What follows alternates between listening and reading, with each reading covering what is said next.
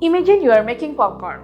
Not with the heat, not with the butter, but with the sound waves.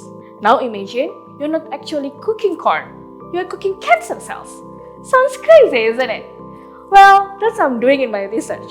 Yes, I'm using the ultrasound, the same safe waves that used in a pregnancy scan to initiate and trigger the chemical explosion inside the cancer cells. Why ultrasound? Because the truth is, traditional cancer therapy hurts.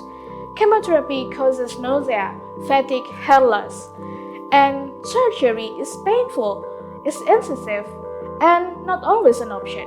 In fact, some studies shows that traditional cancer therapy causes long-term damage to the body, and sometimes people fear the therapy more than the disease itself.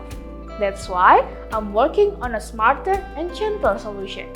I made a tiny particle named layer double hydroxide or LDH because it's cheap and easy to fabricate, and we can customize it. We can dope a metal like gadolinium and manganese.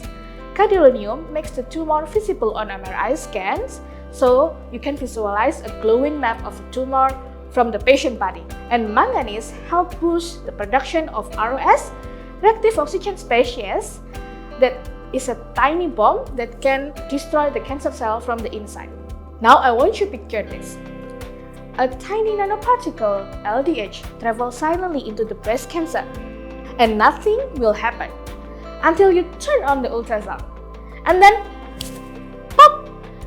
The LDH will explode the ROS, and the cancer cell will be like, "Oh no, ROS!" And it's just like that. It's gone. That's what we call sonodynamic therapy. No pain, no heat, no knife, just sound, smart particle, and precise scan. And as a person who lost loved one through the cancer, I really hope that this technology later on will make people say, I don't suffer from chemotherapy. I don't feel pain because of the surgery, because I cook my cancer with sound. Thank you very much.